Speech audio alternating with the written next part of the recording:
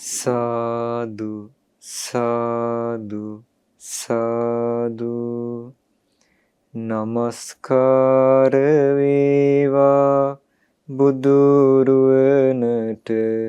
සමදා බුදු හිමි සරණ යමි.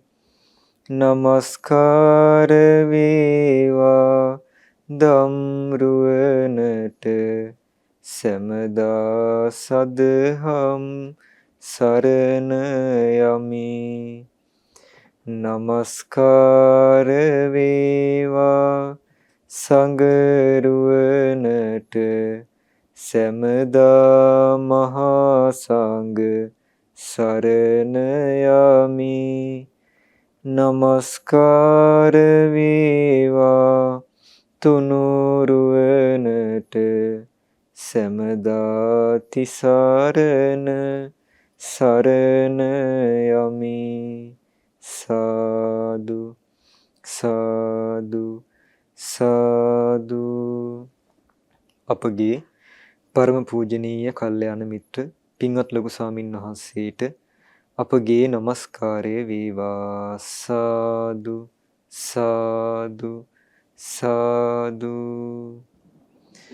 ගරුතර මහා සංඝරත්නයන් අවසරයි, ශ්‍රද්ධාවන්ත වාසනාවන්ත පින්වත්නි, අද දින සම්පසාදනී සදහම් දේශනාව සඳහා දායකත්ව දරමින් උතුම් ධර්ම දානමය පින රැස් කරගන්න යෙදෙන්නේ අංක 306න් 5 කාලියම් මහර බෝකුන්දර පිළියන්දර ලිපිනේ පදිංචි පින්වත් නිශාන්ත නාලක සහ හර්ෂා ප්‍රසංගිනී යන ඒ දෙදෙනා විසින් බලාපොරොත්තු වෙනවා මැයි මාස 23 වන දිනට නම් අද දිනට හසරණ උපන්දිනයේ යෙදෙන අක්ලේශ් මනුජ කුරුප්පු පුතුණුවන්ට ඒ වගේම මැයි මාස 18 වන දිනට 60 වන උපන්දිනයේ යෙදෙන කුසුම් මතපත්තු මෑණියන්ට නිදුක් නිරෝගී සුවපත් භාවයේ පිණිස මේ සීල පුණ්‍ය ධර්මයන් අනුමෝදන් කරන්න බලාපොරොත්තු වෙනවා. පින්වත්නි, අද ඔබට අපගේ බුදුරජාණන් වහන්සේ වදාළ අසිරිමත් සදහම් දේශනාවක් මේ මොහොතේ ශ්‍රවණය කරන්න ලැබෙනවා. පින්වත්නි, අපි මේ ලෝකේ වැඩිපුරම හිතන්නේ අපේ හිත ගැනද කය ගැනද? සාමාන්‍යයෙන් වැඩිපුරම හිතන්නේ අපේ කය ගැන. අපේ බාහිර පෙනුම ගැන අපි හිතට වඩා අපි බොහෝ සෙයින් හිතනවා. සාමාන්‍යයෙන් මේ ලෝකයේ තියෙන දෙයක් තමයි මේ කය ලස්සන කරගන්න නොයෙකුත් උපක්‍රම. මේ කය නිරෝගීව පවත්වා ගන්න, මේ කය ලස්සන කරගන්න, අලංකාර කරගන්න. ඒ වගේම ටිකෙන් ටික මේ කය දි รา පත් වෙනවා, වයසට යනවා. ඒ කයේ තියෙන තරුණ බව ආරක්ෂා කරගන්න නොයෙකුත් උපක්‍රම මේ මිනිස්සයා යොදනවා. නමුත් බහුතරයක් දෙනා හිතන්නේ නැති කාරණාවක් තමයි තමන්ගේ හිත ගැන. අපගේ හිත ගැන, අපේ තියෙන හිත ගැන වැඩිපුරම මේ ලෝකේ හිතපු, හිතේ ස්වභාවය ගැන බරපතල විදිහටම අවබෝධ කරගත්ත පුද්ගලයා තමයි අපගේ සම්මා සම්බුදුරජාණන් වහන්සේ. උන්වහන්සේ මේ හිත ගැන සම්පූර්ණයෙන් අවබෝධ කළා. මේ හිතේ ස්වභාවය ගැන කොයි ආකාරයෙන්ද මේ හිත ක්‍රියාත්මක වෙන්නේ, කොයි ආකාරයෙන්ද මේ හිත සකස් වෙන්නේ, අපි හිතන සිතුවිලි කොයිතරම් අපට බලපානවද, ඒ සීලූම කරුණු කාරණා අපගේ බුදුරජාණන් වහන්සේ අවබෝධ කළා. පින්වත්නි, අපගේ බෝසතාණන් වහන්සේ සම්බුද්ධත්වයට කලින් උන්වහන්සේ මහා බිනිෂ්ක්‍රමණය කරලා සම්බුද්ධත්වයට පෙර උන්වහන්සේ බෝසත්වරයෙක් වශයෙන් දුෂ්කර ක්‍රියා කරන කාලේ, විමුක්තියක් සොයාගෙන යන කාලේ උන්වහන්සේ සිතුවිලි මෙහෙයපු ආකාරය ගැන, තමන්ගේ හිත ගැන විමසා බලමින් උන්වහන්සේ සිතුවිලි මෙහෙයපු ආකාරය ගැන මනාකොට දේශනා වෙන දේශනාවක් තමයි අද ඔබට මේ විදිහට ශ්‍රවණය කරන්න ලැබෙන්නේ. මේ දේශනාවේ නම ද්වේදා විතක්ක සූත්‍රය. සිතුවිලි දෙකොටසකට වෙන්කොට බැලීම ගැන දේශනා කරපු දේශනාව.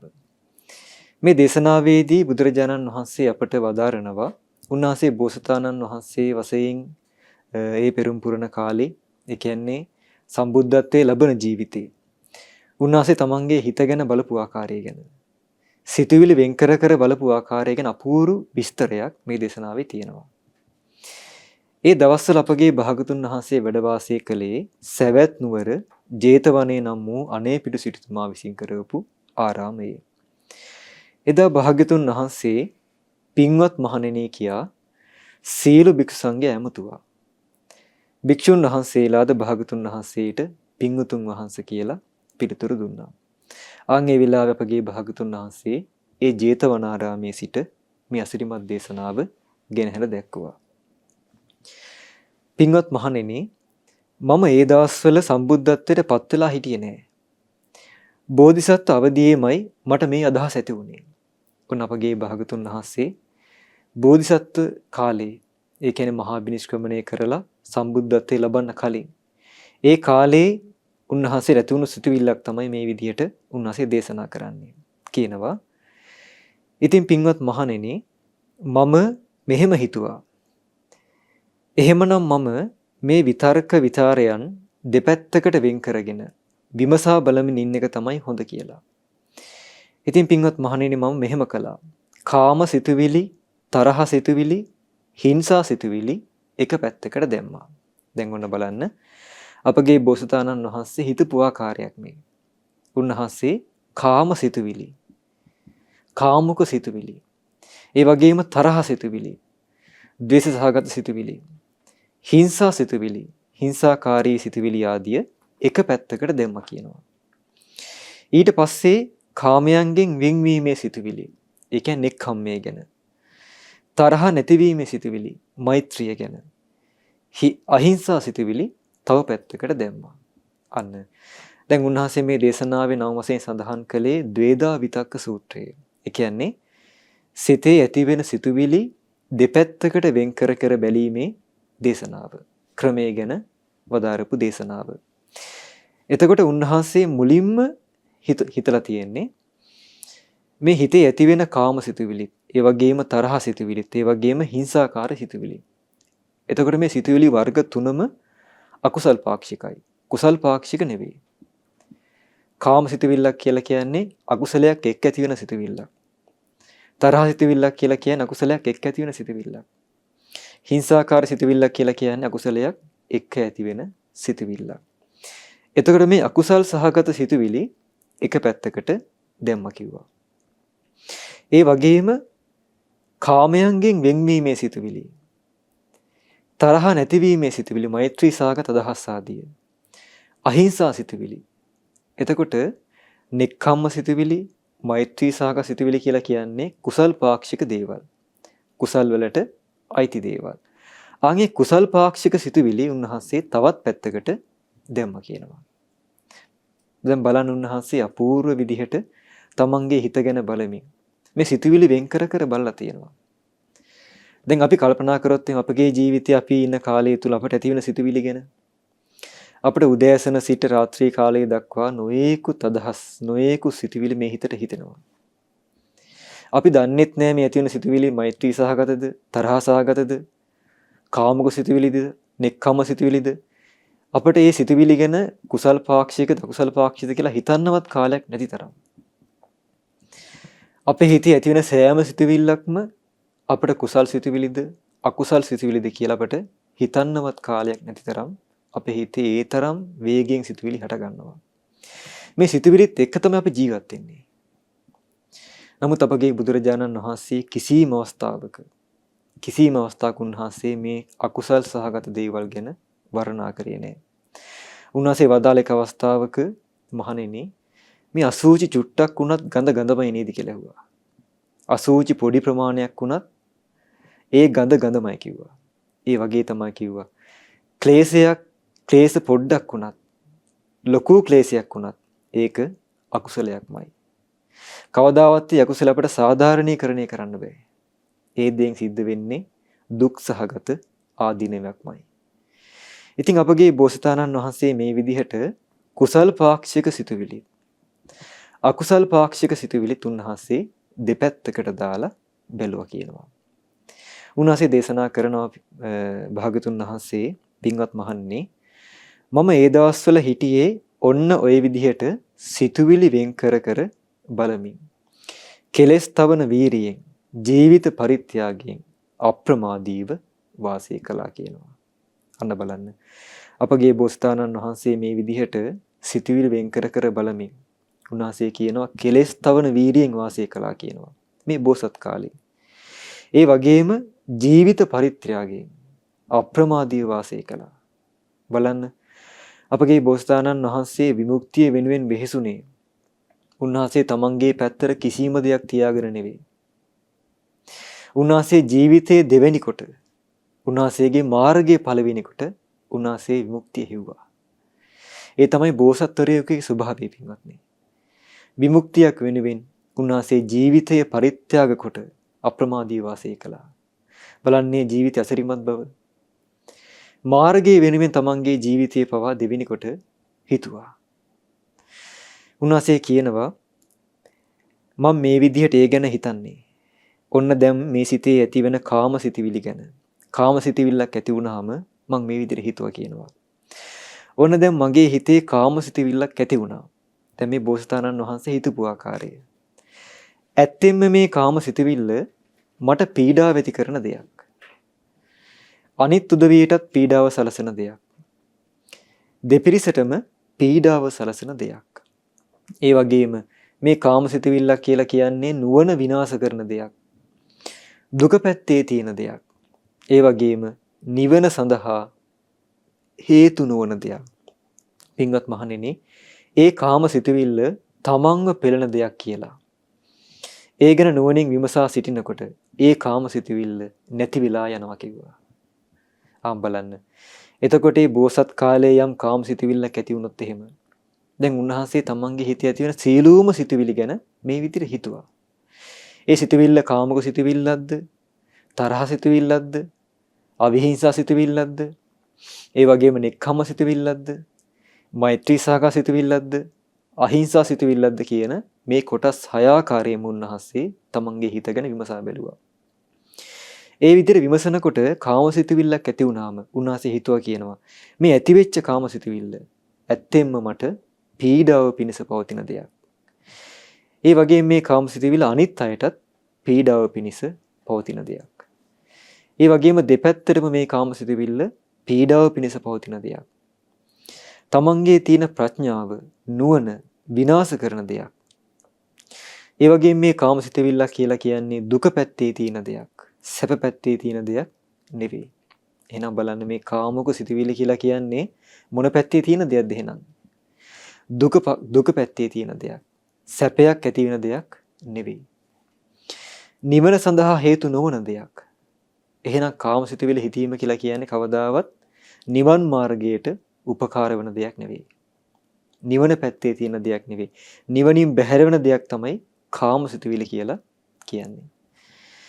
එතකොට ඒ විදිහට මේ ඇතිවෙන කාම සිතුවිලි Tamanට අයහපත් දෙයක් කියලා හිතනකොට ඒ කාම සිතුවිල්ල නැති වෙලා ගියා කියනවා. ඒ වගේ මේ කාම සිතුවිල්ල අනුන්ට අයහපත් දෙයක් කියලා හිතනකොටත් ඒ කාම සිතුවිල්ල Tamanගේ හිතින් දුරු වුණා කියනවා. ඒ කාම සිතුවිල්ල දෙපැත්තටම පීඩාව පිණිස පවතින දෙයක් කියලා හිතනකොට ඒ කාම සිතුවිල්ල දුරු වුණා කියනවා. ඒ වගේ මේ කාම සිතුවිල්ල දුක පැත්තේ තියෙන දෙයක්. තමන්ගේ නුවණ විනාශ කරන දෙයක්. නිවන සඳහා හේතු නොවන දෙයක් කියලා මේ විදිහට හිතනකොට ඒ ඇතිවෙච්ච අකුසල් සහගත කාම සිතුවිල්ල තමන්ගේ හිතින් දුරු වුණා කියනවා. දැන් අපගේ බෝසතාණන් වහන්සේ අකුසල් දුර්ලභ ආකාරයක් තමයි මේ කියන්නේ. දැන් බලන්න මේ උපක්‍රමය අපටත් ප්‍රයෝජනවත් නැද්ද? අපි ජීවත් වෙනකොට අපිට ඇති වෙන අකුසල් සහගත සිතුවිලි, කාමුක සිතුවිලි. යම් යම් දෙයකට මේ ජීවිතේ ආසාව වෙන සිතුවිලි. කාමයට ඇති වෙන ආසාව. මේ ඇති වෙන සිතුවිලි දුරු කරගන්න අපූර්ව ක්‍රමයක් තමයි අපගේ බෝසතාණන් වහන්සේ මේ ඒ කාලේ ප්‍රගුණ කරපු ආකාරය. එතකොට බෝසතාණන් වහන්සේ මේ විදිහට හිතුවා කියලා බුදුරජාණන් වහන්සේ තමයි පස්සේ කාලෙක මේ විදිහට දේශනා කරන්නේ. අපටත් පුළුවන්. අපේ හිතේ කාම සිතුවිල්ලක් ඇති වුනහම අපටත් හිතන්න පුළුවන්. අනේ මේ කාම සිතුවිල්ල Tamanට පීඩාව සලසන දෙයක් නේ. කවදාවත් කාම සිතුවිල්ලකින් අපට තෘප්තියක් ඇති වෙන්නේ නැහැ. තව තවත් අපි කාමයේ පතනවා. මේ ජීවිතයේ මරණය දක්වාම අපි කාමයෙන් තෘප්තිමත් නොවි තමයි මරණයටපත් වෙන්නේ. ඒ වගේම මේ ජීවිතේ නිමා වෙලා යම් දවසක පරලෝකේ යනවද? පරලෝකෙට ගියාට පස්සෙත් මේ කාමයන්ගෙන් තෘප්තියක් නෑමයි. පින්වත්නි මේ අපේ ජීවිතයේ කවදා හෝ දවසක මේ සසර ගමන නිමා කරන තාක්කල් කාමයන්ගෙන් තෘප්තියක් ඇති වෙන්නේ නැහැ. සමහර කාලවල මේ ජීවිත බ්‍රහ්ම ලෝකේ උපදිනවා. බ්‍රහ්ම ලෝකය කියලා කියන්නේ කාමේ නැති ලෝක. නමුත් ඒ බ්‍රහ්ම ලෝකේ කල්ප ගාණක් අවුරුදු ගාණක් වාසය කරලා ආයේ දිව්‍ය ලෝකේ හෝ මනුස්ස ලෝකේ හෝ උපදිනවා. ඒ දිව්‍ය ලෝකයේ මනුස්ස ලෝකේ ඉපදුනහම කල්ප ගාණක් යටපත් වෙලා තිබුණු කාමක සිතුවිලි ආයේ උපදින්න පටන් ගන්නවා. මොකද අපේ හිතේ අභ්‍යන්තරයේ ඒ කාමුක අදහස් අකුසල් සහගත සිතුවිලි ආශ්‍රව වශයෙන් තැම්පත් වෙලා තියෙනවා. ඉතින් මේ ස්වභාවය අපට කියා දුන්නේ අපගේ බුදුරජාණන් වහන්සේ. උන්වහන්සේ මේ ස්වභාවය දැක්කා. ඒ දැකලා උන්වහන්සේ හිතේ තිබුණු අභ්‍යන්තරික කෙලෙස් සියලු ආශ්‍රව දුරින්ම දුරු කළා. ඒක තමයි බුදුරජාණන් වහන්සේ නමකගේ ආශ්චර්ය කියලා කියන්නේ. ඉතින් අපගේ බෝසතාණන් වහන්සේ මේ විදිහට ඒ බෝසත් කාලේ අකුසල් සහගත සිතුවිලි දුරු කරපු ආකාරය ගැන උන්වහන්සේ මේ විදිහට දේශනා කළා. ඒ වගේම උන්වහන්සේ දේශනා කරනවා අපගේ බුදුරජාණන් වහන්සේ පින්වත් මහණෙනි, ඉතින් මම කෙලෙස් තවන වීරිය යතුව ජීවිත පරිත්‍යාගයෙන් අප්‍රමාදීව වාසය කරනකොට මේ විදිහට තරහ සිතුවිලිත් ඇති වෙනවා කියනවා. දැන් බලන්න, කෙලෙස් තවන වීරියෙන් ඉන්නකොට අප්‍රමාදීව වාසය කරනකොට ජීවිත පරිත්‍යාගයෙන් අප්‍රමාදී වෙන්නකොටත් මේ කෙලෙස් සහගත සිතුවිලි තමන්ගේ හිතේ ඇති වුණා කියනවා. එතකොට මේ ජීවිත පරිත්‍යාගයෙන් පවා ධර්මයේ හැසිරෙනකොට විමුක්තියක් හොයාගෙන යනකොට තරහ සිතුවිලි මේ හිතේ හටගත්තා කියනවා. හිංසා සහගත සිතුවිලි මේ හිතේ හටගත්තා කියනවා. ආන් එතකොට මම මේ විදියට හිතනවා. ඔන්න දැන් මට හිංසා සහගත සිතුවිල්ලක් ඇති වුණා. තරහ සහගත සිතුවිල්ලක් ඇති වුණා. මේ තරහ සහගත සිතුවිල්ල මට පීඩාවමයි සලසන්නේ. අනිත් අයටත් පීඩාවක්මයි සලසන්නේ. තමන්ටත් අනිත් අයටත් කියන දෙපැත්තටම පීඩාවක්මයි සලසන්නේ. ඒ වගේ මේ තරහ සිතුවිල්ල තමන්ගේ නුවණ විනාශ කරලා දානවා. ප්‍රඥාව නැති කරලා දානවා. ඒ වගේ මේ තරහ සිතුවිල්ල, හිංසා සිතුවිල්ල දුක පැත්තේ තියෙන දෙයක්. ඒ වගේම නිවන පිණිස නොපවතින දෙයක්. නිවන පැත්තේ නැති දෙයක්. නිවන සඳහා උපකාර නොවන දෙයක්. ආන් ඒ නිසා පින්වත් මහණෙනි, මේ හිංසා සිතුවිල්ල තමන්ට පීඩා හදන දෙයක් කියලා හිතනකොට ඒ හිංසා සිතුවිල්ල තමන්ගේ හිතින් දුරු වුණා කියනවා. ඒ තරහසගත සිතුවිල්ල අනුන්ට පීඩාව සලසන දෙයක් කියලා හිතනකොට ඒ සිතුවිල්ල තමන්ගේ හිතින් දුරු වුණා කියනවා. ඒ වගේ මේ තරහසගත සිතුවිල්ල දුක පැත්තේ තියෙන දෙයක් කියලා හිතනකොට ඒ සිතුවිල්ල දුරු වුණා කියනවා. ඒ සිතුවිල්ලෙන් තමන්ගේ තියෙන නුවණ විනාශ කරලා දානවා. ප්‍රඥාව නැති කරලා දානවා. මේ විදිහට හිතනකොට ඒ තරහ සිතුවිල්ල, හිංසා සහගත සිතුවිල්ල තමන්ගේ හිතින් නැති වෙලා ගියා කියනවා. ඒ වගේම මේ ඇතිවෙච්ච සිතුවිල්ල, අකුසල් සහගත සිතුවිල්ල නිවන පිණිස නොපවතින දෙයක් කියලා හිතනකොට ආන් ඒ ආකාරයෙන්ුත් ඒ සිතුවිල්ල නැති වෙලා ගියා කියනවා. දැන් බලන්න අපගේ බෝසතාණන් වහන්සේ තමන් විමුක්තියක් හොයාගෙන ජීවිතේ සත්‍ය අවබෝධ කරන්න වෙහෙසෙනකොට උන්වහන්සේ අවබෝධ කරගත්තා තමන්ගේ හිතේ ඇති අකුසල් සිතුවිලි මේ සසර ගමන නැවත නැවතත් හදනවා කියලා. ඒ වගේ මේ හිතේ ඇතිවෙන කාමක සිතුවිලි, ද්වේෂ සහගත සිතුවිලි, ඒ වගේම අහිංසා සිතුවිලි, මේ හැම අකුසල් සිතුවිල්ලකින්ම තමන්ගේ ජීවිතය ඇති කරන්නේ දුක පමණයි කියලා උන්වහන්සේ අවබෝධ කරගත්තා. මේ සිතුවිලි කවදාවත් විමුක්තියක් හොයන මාර්ගයට උපකාර වෙන්නේ නැහැ කියලා උන්වහන්සේ අවබෝධ කරගත්තා.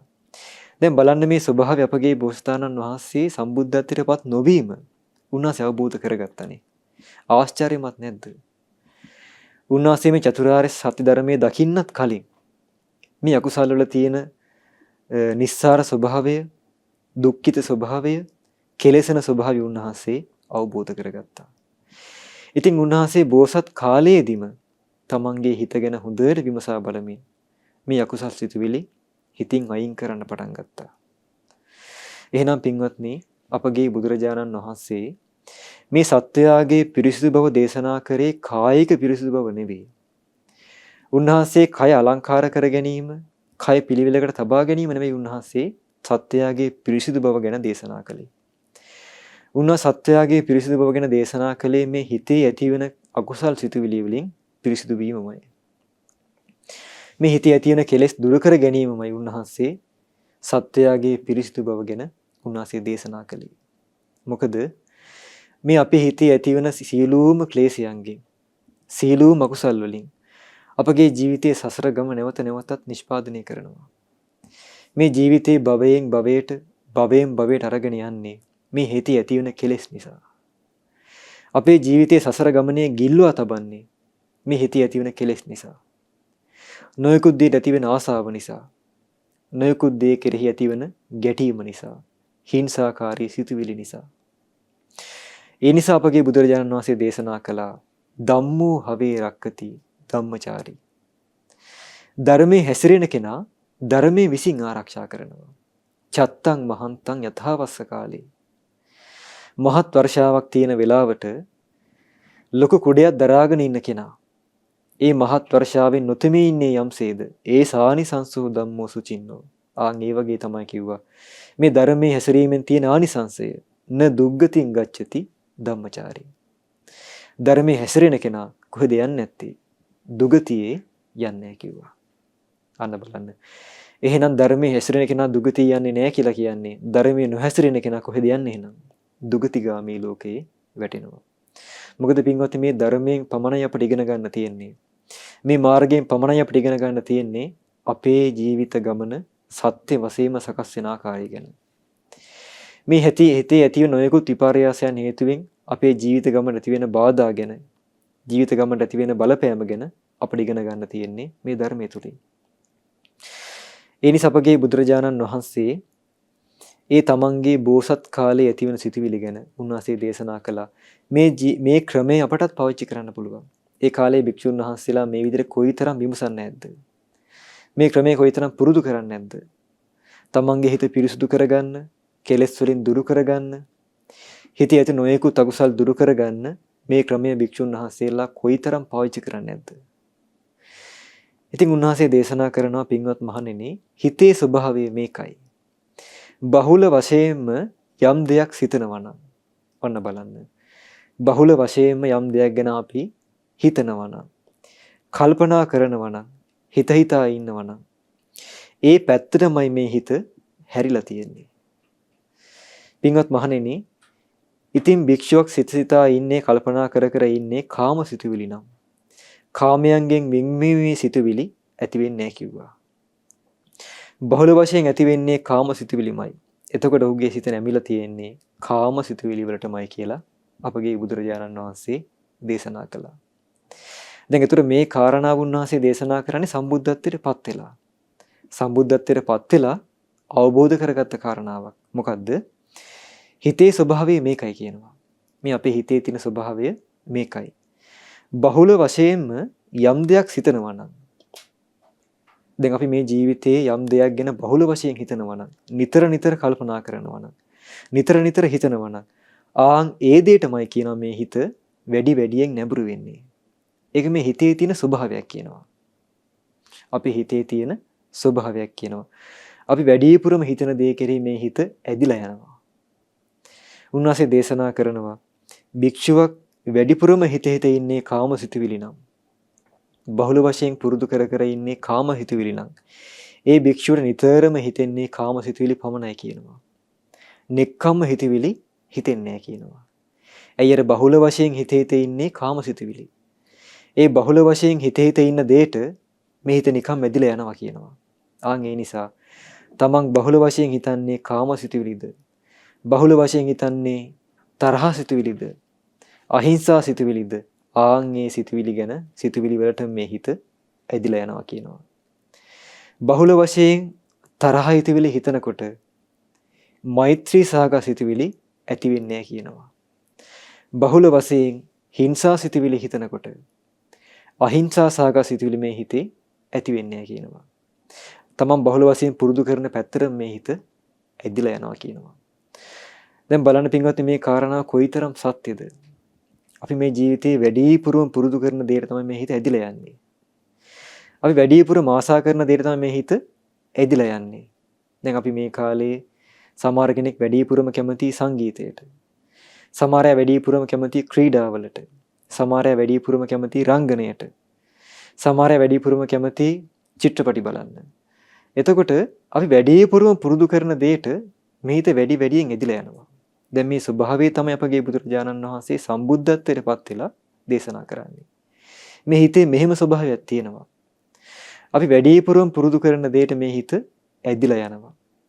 උන්වහන්සේ දේශනා කරන වැඩිපුරම අපි හිතන්නේ කාම සිතුවිලි නම්. ආසා කරන දේවල් නම්. ඒ ආසා කරන දෙයට මේ හිත ඇදිලා යනවා කියනවා.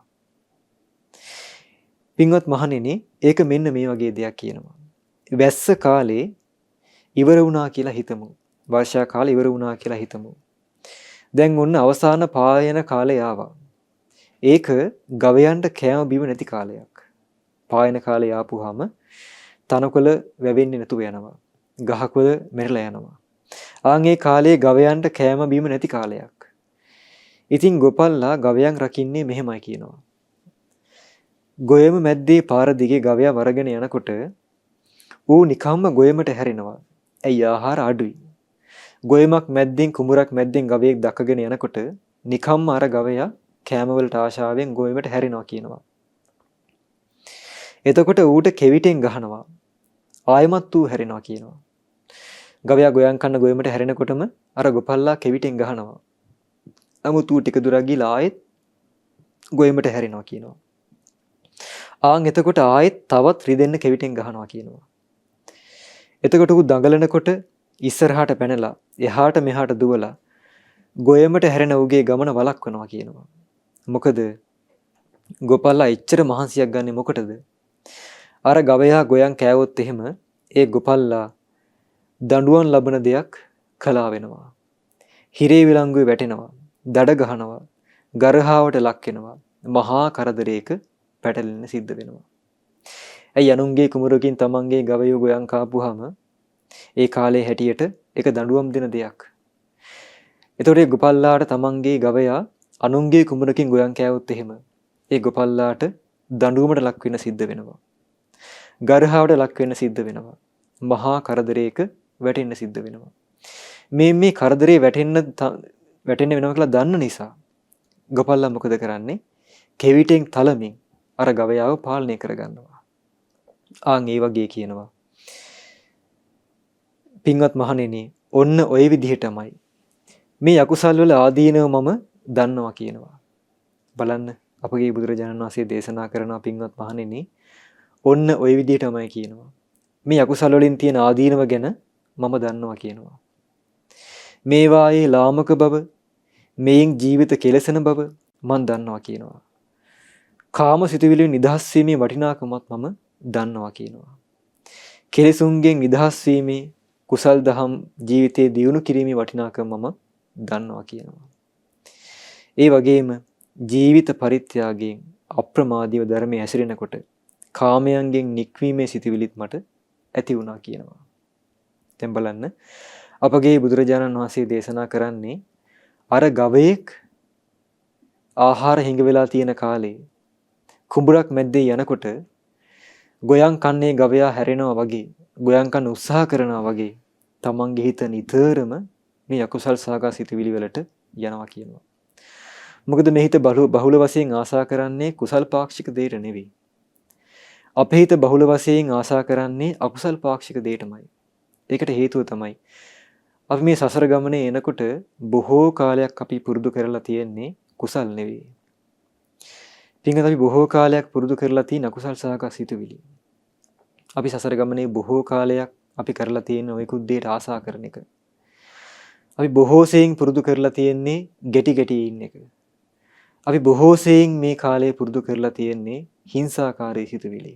දැන් බලන්න උන්වහන්සේ බෝසත් කාලේ හිතුවා මේ හිංසා සිතුවිල්ල තමන්ට පීඩාව පිණිස පවතින දෙයක්. අනිත් අයට පීඩාව පිණිස පවතින දෙයක්. මේ කාරණා කොයිතරම් සත්‍යද? අද කාලේ මිත්‍යා දෘෂ්ටික අදහස් තියෙනවා. සමහර අදහස් තියෙනවා අනිත් අයට හිංසා කරලා, අනිත් අයට පීඩා කරලා තමන්ට පිරිසිදු වෙන්න පුළුවන් කියලා. තමන්ට දිවි ලෝකේ යන්න පුළුවන් කියලා. ඒ තරම් මිත්‍යා අදහස් අද කාලේ වර්තමානයේ තියෙනවා. එතකොට අපගේ බෝසතාණන් වහන්සේ බෝසත් කාලෙම දැනගෙන හිටියා. හිංසා සිතුවිල්ලක් කියලා කියන්නේ Tamanට යහපත පිණිස පවතින සිතුවිල්ලක් නෙවෙයි. අනිත්‍යයට යහපත පිණිස පවතින සිතුවිල්ලක් නෙවෙයි. දෙපැත්තටම පීඩාව පිණිස පවතින සිතුවිල්ලක්. නමුත් අපේ අවාසනාවට මේ ලෝකයේ මිත්‍යා දෘෂ්ටික අදහස් තියෙනවා. හිංසාකාරී සිතුවිලි පවා සත්‍යයගේ පිරිසිදු බවට හේතු වෙනවා කියලා. ඉතින් ඒ නිසා ඒ ස්වභාවයෙන් ගැලවෙන්න අපට පුළුවන් වුණා. මොකද අපට බුදුරජාණන් වහන්සේගේ සත්‍ය වූ ශ්‍රී සද්ධර්මය, මිහිරි ශ්‍රී සද්ධර්මය අපට අහන්න පුළුවන් වුණා. ඒ ධර්මයෙන් තමයි පින්වත් අපි මේ සිතුවිලි ගැන දැනගන්නේ. මේ සිතුවිල්ල ස්වභාවය ගැන අපි දැනගන්නේ බුදුරජාණන් වහන්සේගේ බුද්ධ වචනයෙන්. ඉතින් උන්වහන්සේ දේශනා කරනවා අර ගවයෙක් ගොයන් කන්න උත්සාහ කරනවා වගේ තමන්ගේ හිතත් අකුසල් පැත්තේම දුවන්න උත්සාහ කරනවා. ආන් එතකොට අර ගොපල්ලා මොකද කරන්නේ? කෙවිතෙන් ඌට රිදෙන්න තලලා ගවයා ගොයන් කන එක වළක්ව ගන්නවා. ආන් ඒ වගේ කියනවා. තමන්ගේ හිත අකුසල් කරා යනකොට, කාමයේ කරා යනකොට, හිතේ ද්වේෂය ඇති වෙනකොට, හිංසාකාරී සිතුවිලි ඇති වෙනකොට අර ගවයාට තලමින් ගවයා ආරක්ෂා කරගන්නවා වගේ තමන්ගේ හිත ගැන හොයලා බලමින්, තමන්ගේ හිත විමසමින්, තමන්ගේ හිත අකුසල් වලින් දුරු කරගන්නවා. කොහොමද අකුසල වලින් දුරු කරගන්නේ?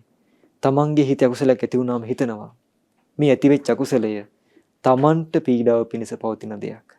අන්න එක ක්‍රමයක් මේක. අනිත් අයට පීඩාව පිණිස පවතින දෙයක්. ඒ වගේම දෙපැත්තටම පීඩාව සලසන දෙයක්. මේ හිතේ ඇති වෙන සිතුවිල්ල තමන්ගේ නුවණ විනාශ කරන දෙයක්. මේ ඇති වෙන සිතුවිල්ල දුක පැත්තේ තියෙන දෙයක්. මේ ඇතිවෙච්ච අකුසල සහගත සිතුවිල්ල නිවන පිණිස හේතු නොවන දෙයක්. මෙන්න මේ විදිහට හිතනකොට තමන්ගේ හිතේ ඇති අකුසල සහගත සිතුවිලි දුරු වෙලා යනවා කිව්වා. ඉතින් බුදුරජාණන් වහන්සේ දේශනා කළා පින්වත් මහණෙනි මට ඒ කාලේ මෙහෙමත් හිතුණා කිව්වා. මම මේ ඒ කාලේ අප්‍රමාදීව වාසය කරනකොට නෙක්ඛම්ම සිතුවිල්ලුත් මට ඇති වුණා. ඒ නෙක්ඛම්ම සිතුවිල්ල නිසා මං හිතුවා කියනවා මේ ඇතිවෙච්ච නෙක්ඛම්ම සිතුවිල්ල නිසා මට පීඩාවක් හැදෙන්නේ නැහැ. අනිත් අයට පීඩාවක් හැදෙන්නේ නැහැ. ඒ වගේම මේ නෙක්ඛම්ම සිතුවිල්ල තමන්ගේ ප්‍රඥාව දියුණු කරනවා. බලන්න. මේ නෙක්ඛම්ම සිතුවිල්ල කියලා කියන්නේ දුකට අයිති දෙයක් නෙවෙයි. නෙක්ඛම්ම සිතුවිල්ල කියලා කියන්නේ එහෙනම් සැප පාක්ෂික දෙයක්. ඒ වගේම නෛෂ්ක්‍රම්ම සිතුවිල්ල කියලා කියන්නේ නිවන කරා රැගෙන යන සිතුවිල්ලක්. ඉතින් පින්වත් මහණෙනි මුළු රාත්‍රියක් වුණත් මට නෙක්ඛම්ම සිතුවිලි හිතා ඉන්නකොට අන්න බලන්න රාත්‍රිය පුරාවටම නෙක්ඛම්ම සිතුවිලි හිතා ඉන්නකොට මට කිසිම බයක් ඒ හේතුවෙන් ඇති වුණේ නැහැ කියනවා. ඒ වගේම දවල් දවස පුරාමත් පින්වත් මහණෙනි නෙක්ඛම්ම සිතුවිලි හිතා ඉන්නකොට ඒ ගැන කල්පනා කර කර ඉන්නකොට ඒ හේතු කරගෙන කිසිම බයක් නම් ඇති වෙන්නේ නැහැ. ওই විදිහට දිවා රාත්‍රියේ පුරාම නෙක්ඛම්ම සිතුවිලි හිතා ඉන්නකොට කල්පනා කර කර ඉන්නකොට ඒ තුලින් කිසිම බියක් ඇති වෙන්නේ නැහැ. ඒකම කල්පනා කර කර ඉන්නකොට හැබැයි ඇඟට හරි මහන්සියක් දැනුණා කිව්වා. ඇඟේ මහන්සිය වැඩිකමට හිත සංසුන් වුණේ නැහැ කිව්වා. එතකොට මේ හිත සමාධියෙන් ඈත් වුණා කිව්වා. ඇයි අපගේ බෝසතාණන් වහන්සේ නිතරම සිතුවේ නෙක්ඛම්ම සිතුවිලි. උන්වහන්සේ නිතරම හිතුවේ මෛත්‍රී සහගත සිතුවිලි. නිතරම හිතුවේ අවිහිංසා සිතුවිලි. මේ සිතුවිලි නිතරම හිතනකොට උන්වහන්සේට හරියට මහන්සියක් ඇති වුණා කිව්වා. ඇයි දිවා රාත්‍රී පුරාවටම උන්වහන්සේ මේ කුසල් පාක්ෂික සිතුවිලි හිතන්න පටන් ගත්තා. ඇඟේ මහන්සිය වැඩිකමටම හිතේ සංසුන් බව නැති වුණා. සමාධියෙන් ඈත් වුණා. පින්වත් මහණෙනි, ආන් ඒ වෙලාවට මං තුලම මේ හිත රඳව ගත්තා. හොඳ හැටියට පිහිටුවා ගත්තා. එකඟ කරගත්තා. හොඳින් පිහිටුවා ගත්තා. ඇයි මං එහෙම කරන්නේ? මේ හිත විසිරෙන්න දෙන්නේ නැහැ කියලායි මම එහෙම කරන්න කිව්වා. දැන් බලන්න අපගේ බෝසතාණන් වහන්සේ මේ හිත හදාගත්ත ආකාරය. උන්වහන්සේ දිවා රාත්‍රී පුරාවටම කුසල් සහගත සිතුවිලි හිතන්න පටන් ගත්තා. ඒ සිතුවිලි හිතනකොට උන්වහන්සේට වෙහෙසක් ඇති වුණා. ඒ වෙහෙස නිසා උන්වහන්සේගේ සිත සමාධියෙන් දුරු වුණා.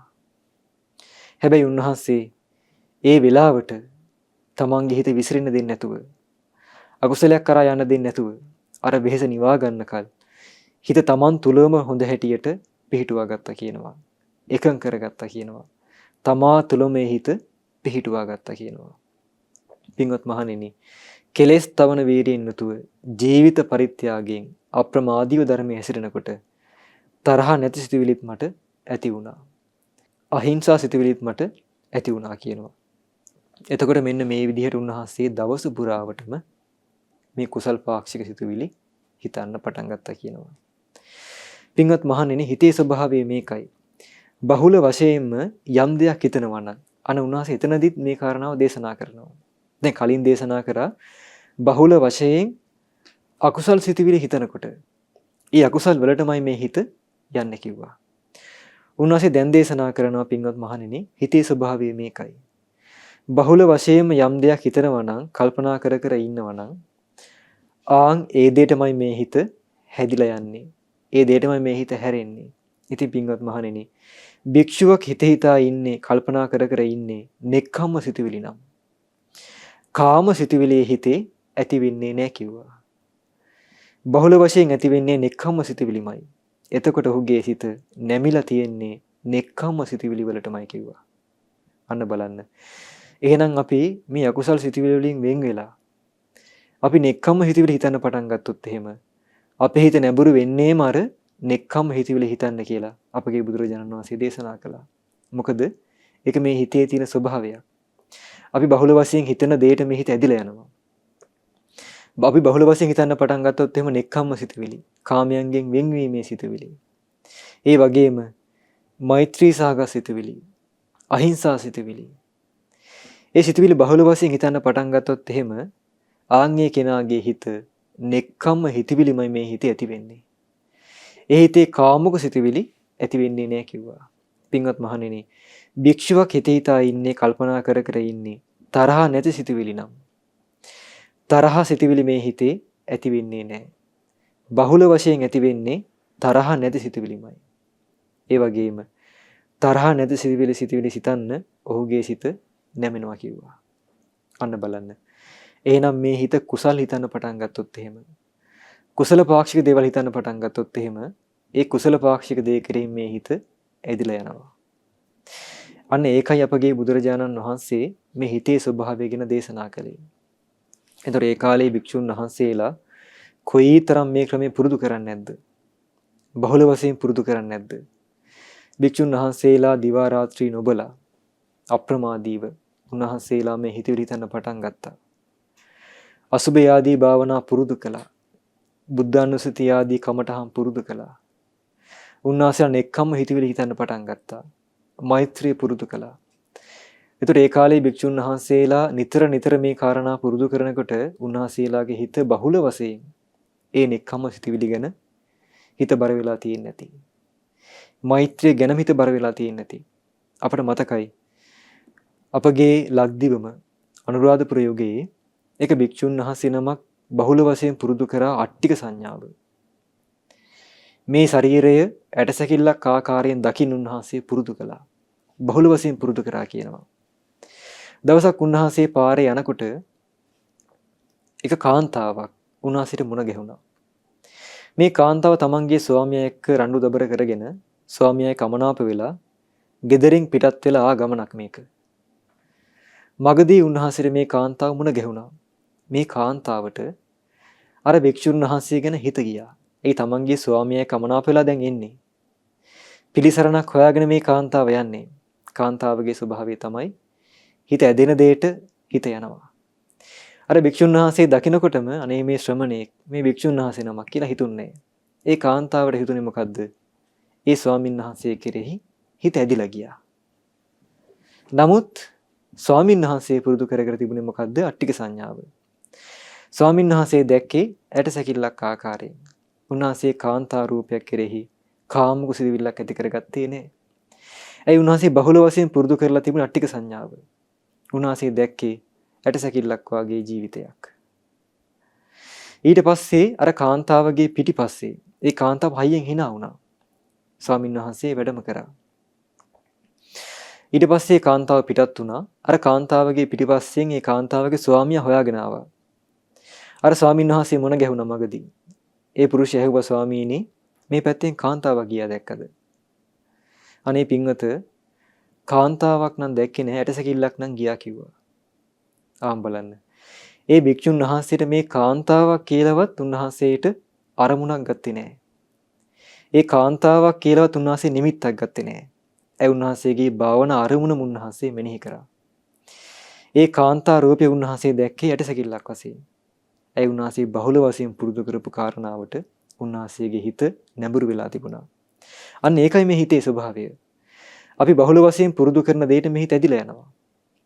දැන් පුංචි දරුවන් ගොඩාක් ඇබ්බැහි වෙලා ඉන්නවා පරිගණක ක්‍රීඩාවලට. හැමදාම බහුල වශයෙන් මේ ක්‍රීඩාවලට ඇබ්බැහි වෙලා ඉන්නකොට නිතර ඇබ්බැහි වෙලා ඉන්නකොට ඒ හිත නැඹුරු වෙලා තියෙන්නේ ක්‍රීඩාවලටමයි. සින්දු අහන්න කැමති කෙනා නිතර කැමති වෙන්නේ සින්දු අහන්නමයි. ක්‍රීඩාවලට කැමති කෙනා නිතර කැමති වෙන්නේ ඒ අංශයටමයි. ඉතින් ඒ නිසා අපි හොඳට තේරුම් ගන්න ඕනේ අපගේ බුදුරජාණන් වහන්සේ දේශනා කරපු ආකාරය ගැන. මේ හිත බහුල වශයෙන් පුරුදු කරන දෙයට මේ හිත ඇදිලා යනවා නම් අපි බහුල වශයෙන් පුරුදු වෙන්න ඕනේ කුසල් සහගත සිතුවිලි. ආන්ගේම හිතනකොට බොහෝම ලේසියෙන් බොහෝම පහසුවෙන් මේ හිත ඒ කුසල පාක්ෂික දෙයට ඇදිලා යනවා කියනවා. උන්වහන්සේ දේශනා කරනවා මේ විදිහට. පින්වත් මහණෙනි, ඒක මේ වගේ දෙයක් කියනවා. පායන කාලේ අන්තිම මාසය ආවා කියලා හිතමු. ගමේ හැම අස්වැන්නක්ම එකතු කරලා තියෙන්නේ. එතකොට අර කුඹුර වල තියෙන අස්වැන්න කපල හැම අස්වැන්නක්ම ගෙට අරගෙන. ඒතරේ කුඹුර වල ආයේ ගොයම් හැදිලා නැහැ. කුඹුරු පාළු වෙලා. ආන් ඒ කාලේ වෙනකොට ගොපල්ලා ගවයන් රකින්නේ මෙහෙමයි කියනවා. ගහක් මුලට හරි ඉසව්වක හරි ගවයන් ඉන්නවා කියලා ගොපල්ලා හිතනවා. දැන් මේ ගවයන්ට කන්න ගොයම් නැහැ. ගොයම් නැති වෙලා ගිහිල්ලා. අස්වැන්න ගෙට අරගෙන. එතකොට ඒ ගවයා කොහේ හරි බැඳලා ඉන්නකොට, ගවයා කොහේ හරි ඉන්නකොට ඒ ගොපල්ලාට ආයේ ගවයා ආරක්ෂා කරන්න දෙයක් නැහැ. ඇයි? කුඹුරේ ගොයම් නැහැ. ගවයා ඔහේ තනකොළයක් කාලා ජීවත් වෙනවා. ඒ ගොපල්ලාට හිතන්න තියෙන්නේ මෙච්චරයි කියනවා. මගේ ගවයන් අසවල් ස්ථානයේ ඉන්නවා. අසවල් ඉසව්වේ ඉන්නවා. මෙච්චරයි හිතන්න තියෙන්නේ කියනවා. මොකද ඒ ගවයන් කුඹුරක් නැති නිසා වෙනත් ආහාර ගත්තා කියලා අර කලින් ඇතිවෙච්ච කරදර ඒ වගේම කලින් Tamanට විඳින්න තිබුණු පීඩාව දැන් ඒ ගොපල්ලාට විඳින්න නැහැ. ඒ ගවයා ගන්නේ කැලේ තියෙන ආහාර, කුඹුරේ තියෙන ගොයම් නෙවෙයි. අන් ඒ වගේ කිව්වා. බහුල වශයෙන් අපේ හිත නෙක්ඛම්ම සිතුවිලි හිතන්න පටන් ගත්තොත් එහෙම, තරහ නැති සිතුවිලි හිතන්න පටන් ගත්තොත් එහෙම, බහුල වශයෙන් පුරුදු කරොත් එහෙම බොහෝම පහසුවෙන් මේ හිත ඒ දේ කරා එදිලා යනවා. පින්වත් මහණෙනි, මට ඒ කාලේ පුදුම වීර්යයක් තිබුණේ කිව්වා. හිත හැකලුනේ නෑ. හොඳට සිහිය පිහිටලා තිබුණා. සිහි මුලා වුණේ නෑ.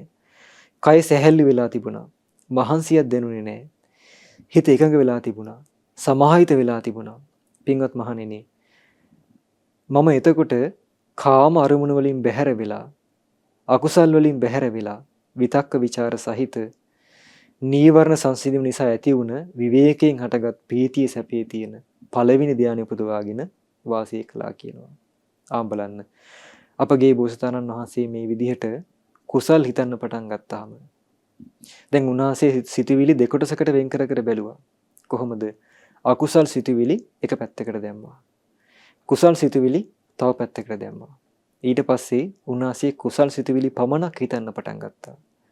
ආන් එහෙම හිතනකොට උන්වහන්සේගේ හිත කාමයන්ගෙන් වෙන් වුණා කියනවා. උන්වහන්සේගේ හිත විතක්ක ਵਿਚාර සහිත පංච නීවරණ සංසිඳීමෙන් ඇති වුණ සැපේ තියෙන පළවෙනි ධානය උපදවාගෙන වාසය කළා. උන්වහන්සේට පුළුවන් වුණා පළවෙනි ධානය උපදවා ගන්න. ඊට පස්සේ මේ විදිහට හිත දියුණු කරනකොට උන්වහන්සේට පුළුවන් වුණා දෙවෙනි ධානය උපදවා ගන්න. උන්වහන්සේට පුළුවන් වුණා කියන තුන්වෙනි ධානය උපදවා ගන්න. උන්වහන්සේට පුළුවන් වුණා කියනවා හතරවෙනි ධානය උපදවා ගන්න. ධාන හතර දියුණු කරා කියනවා. ඊට පස්සේ පින්වත් මහණෙනි, ওই විදිහට හිත පිරිසිදු වුණාම, හිත බබලනකොට, උපක්ලේශ නැති වුණාම, හිත සියුම් වුණාම, අවබෝධයට යෝග්‍ය පරිදි බලවත් වුණාම, නොවෙනස්ව තිබුණාම උන්වහන්සේට පුළුවන් වුණා කියනවා පෙර ගත කරපු ජීවිත දැකීමේ නුවණ ඇති කරගන්න. උන්වහන්සේට පුළුවන් වුණා කියන පුබ්බේ නිවාසානුස්සති ඥානය ඇති කරගන්න. ඒ වගේම බෝසතාණන් වහන්සේට පුළුවන් වුණා කියනවා මේ අනිත් අයගේ පෙර ජීවිත ගැන දැකීමේ ඥානය ඇති කරගන්න. චතුවපාත ඥානය ඇති කරගන්න. ඊට පස්සේ අපගේ බෝසතාණන් වහන්සේට පුළුවන් වුණා කියනවා මේ විදිහට තමන්ගේ හිතේ ස්වභාවය බලමින් ඉන්නකොට උන්වහන්සේ යොමු කළා කියන තමන්ගේ හිත සියලු ආශ්‍රවයන් ප්‍රහාණය කිරීමේ නුවණ ලබන්න උන්වහන්සේගේ සිත යොමු කළා කියනවා.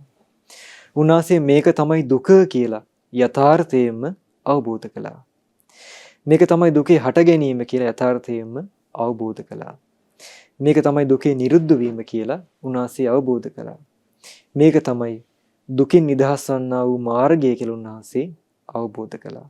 ආන්ගේ අවබෝධ කරනවා සමගම අපගේ බෝසතාණන් වහන්සේ තුල තිබුණු සියලු ආශ්‍රවයන් ප්‍රහාණය කරලා සියලු කෙලෙස් දුරු කරලා සම්මා සම්බුද්ධත්වයේ සාක්ෂාත් කරගන්න පුළුවන් වුණා කියනවා. අන්න බලන්න. උන්වහන්සේ බෝසත් කාලයේ මේ විදිහට හිත මෙහෙයවමින් උන්වහන්සේ ස්වභාවයේ බලමින් අකුසල් දුරු කරමින් උන්වහන්සේ ජීවිත පරිත්‍යාගයෙන් අප්‍රමාදී වාසය කළා. ආන්ගේ වාසය කළ නිසා උන්වහන්සේට පුළුවන් වුණා ධ්‍යාන උපද්ද ගන්න. උන්වහන්සේට පුළුවන් වුණා කියනවා තමන්ගේ පෙර ජීවිතේ දකින්න. උන්වහන්සේට පුළුවන් වුණා කියනවා අනිත් සත්වයන්ගේ පෙර ජීවිතේ දකින්න. මේ විදිහට වාසය කරනකොට උන්වහන්සේට පුළුවන් වුණා කියනවා සීල ආශ්‍රවයන් ප්‍රහාණය කරන්න. ඉතින් පින්වත්නි අපගේ බුදුරජාණන් වහන්සේ උන්වහන්සේ බෝසත් කාලේ හිටපු ආකාරය ගැන මේ විදිහට උන්වහන්සේ දේශනා කළා. උන්වහන්සේ දේශනා කරන අවසානයේ මේ දේශනාවේදී පින්වත් මහණෙනි ඔන්න දැන් ඉතින් මම කිසි බයක් නැති ප්‍රීතියෙන් සැපයෙන් යන්න පුළුවන් මාර්ගය විවෘත කළා. භයානක මාර්ගේ වහලා දැම්මා. ඒ වගේම ශ්‍රාවකයන්ට ආදරවන්ත වූ අනුකම්පා සහගත සාස්ෘන් වහන්සේ නමක් කළ යුතු යමක් තියෙනවා නම් ආන් ඒ දේ මම ඔබට දැන් කරලායි තියෙන්නේ. අපගේ භාගතුන් වහන්සේ දේශනා කරනවා පින්වත් මහණෙනි ඔය තියෙන්නේ ගස් සෙවණ ඔය තියෙන නිදහස් තැන් පින්වත් මහණෙනි සමත විදර්ශනා වඩන්න. ප්‍රමාද වෙන්න එපා. අන්තිමේදී පසුතැවිලි වෙන්න එපා. මට මේ ගැන ඔබට කියන්න තියෙන්නේ ඔච්චරයි කියලා අපගේ බුදුරජාණන් වහන්සේ දේශනා කළා. අන්න බලන්න. ඒතර මේ දේශනාව අපගේ බුදුරජාණන් වහන්සේ ඒ කාලේ භික්ෂුන් වහන්සේලාට අවවාද වශයෙන් දේශනා කරපු දේශනාවක්. අවසානයේ උන්වහන්සේ දේශනා කළා සාස්ෘන් වහන්සේ නමක් විසින් යමක් කළ යුතුද? ආන්ගේ සීල දේ මම ඔබට කරලායි තියෙන්නේ. කියලා දීලායි තියෙන්නේ. උන්වහන්සේ දේශනා කළා ඔය තියෙන නිදහස් තැන් ඔය තියෙන ගස් සෙවණ කිහිල්ලා භාවනා කරන්න කිව්වා. අප්‍රමාදීව වාසය කරන්න කිව්වා. ප්‍රමාද වෙලා අන්තිමේදී පසුතැවිලි වෙන්න එපා කිව්වා. ඉතින් ඒ නිසා අපිට මේ දේශනාවෙන් ගන්න තියෙන කාරණාව තමයි පින්වත්නි අපේ ජීවිතේ අපි වැඩිපුරම හිතන්න ඕන කාරණාවක් තමයි අපේ හිත ගැන. අපි කය ගැන හිතනවා වගේම අපේ හිතේ පිරිසිදු බව ගැනත් අපි හිතන්න ඕනේ. මොකද මේ ලෝකයේ සියලුම අරුබුද හටගන්නේ අපේ ජීවිතයේ සියලුම දුක් කරදර පීඩා හටගන්නේ අපේ හිත තුළ ඇතිවෙන කෙලෙස් ස්වභාවය නිසා. වර්තමාන ලෝකයේ තුල සමාජයේ තුල මනුස්ස ඝාත නැති වෙන්නේ. කලකෝලහ නැති වෙන්නේ. මේ හිතක ඇතිවෙන කෙලෙස් නිසා. ඒ නිසා හිතේ ඇතිවෙන කෙලෙස් කියලා කියන්නේ Tamanටත් අනුන්ටත් පීඩාව පිණිස පවතින දෙයක්. දුක පැත්තේ තියෙන දෙයක්. Tamanගේ නුවණ විනාශ කරන දෙයක්. ඒ අකුසල් සහගත සිදුවීම් කවදාවත් අපට හේතු වෙන්නේ නැහැ Tamanගේ නිවන කරා යන්න. ඉතින් ඒ නිසා අපගේ බෝසතාණන් වහන්සේ මේ පුරුදු කරපු ක්‍රමය පුරුදු කරලා අපටත් පුළුවන් අපේ ජීවිතේ අකුසල් දුරු කරගන්න. මේ හිත පිරිසුදු කරගන්න. අපිට මේ ජීවිත කාලය තුල පොඩියම් හරි උත්සාහයක් ගන්න පුළුවන්. අපේ හිතේ ඇති වෙන අකුසල් දුරු කරගන්න. ආන්ගේ උත්සාහයක් ගත්තොත් ඒ ගන්න උත්සාහය අපේ සසර ගමනටම බලපානවා.